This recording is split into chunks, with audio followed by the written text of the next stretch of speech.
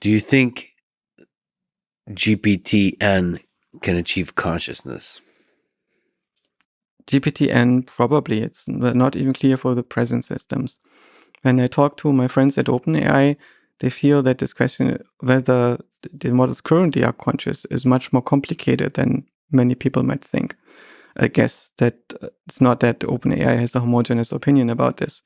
But there's some aspects to this. One is, of course, this language model has written a lot of text in which people were conscious or described their own consciousness, and it's emulating this.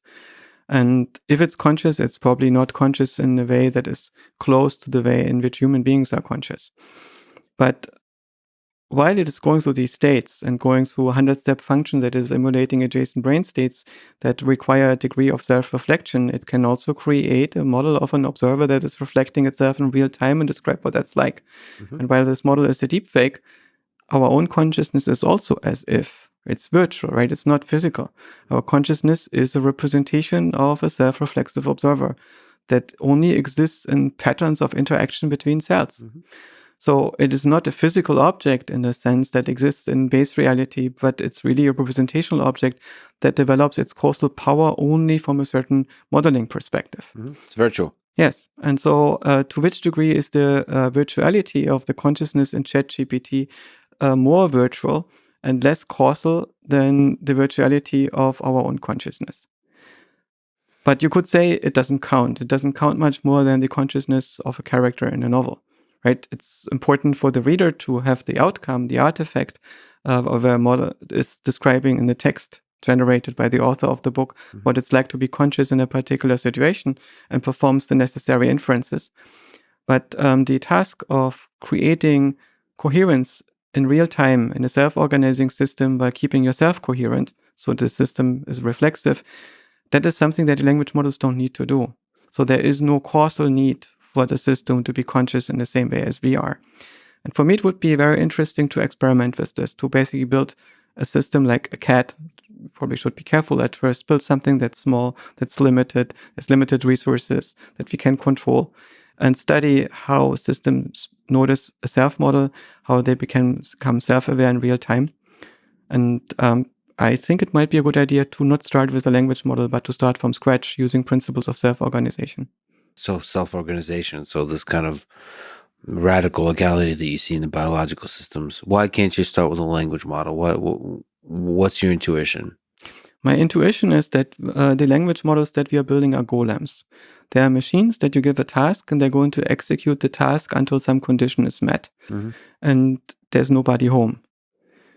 And the way in which nobody is home leads to that system doing things that are undesirable in a particular context. Yeah. So you have that thing talking to a child and maybe it says something that could be shocking and traumatic to the child.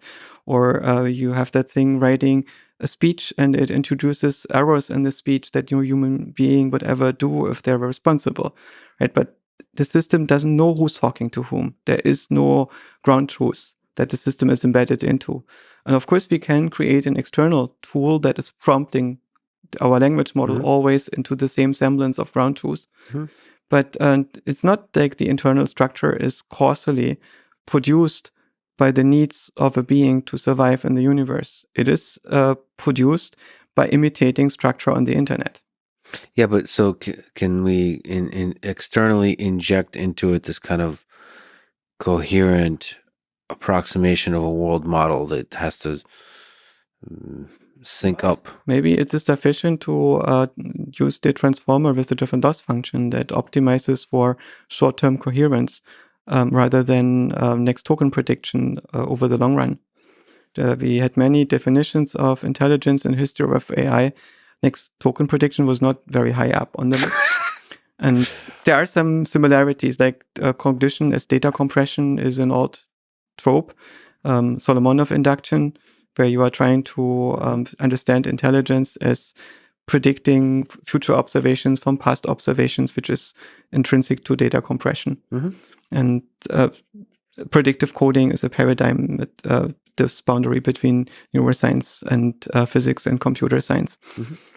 So it's not something that is completely alien, but this radical thing that you only do next token prediction and see what happens, is something where most people, I think, were surprised that this works so well. So it's so simple, but is it really that much more radical than just the idea of compression? Is intelligence is compression?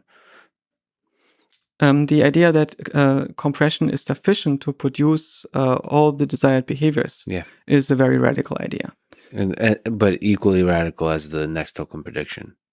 It's something that wouldn't work in biological organisms, I believe. Yeah. Biological organisms have something like next frame prediction for our perceptual system, where we try to filter out principal components out of the perceptual data and build hierarchies over them to track the world. But our behavior ultimately is directed by hundreds of physiological and probably dozens of social and a few cognitive needs that are intrinsic to us, that are built into the system as reflexes and direct us until we can transcend them and replace them by instrumental behavior that relates to our higher goals.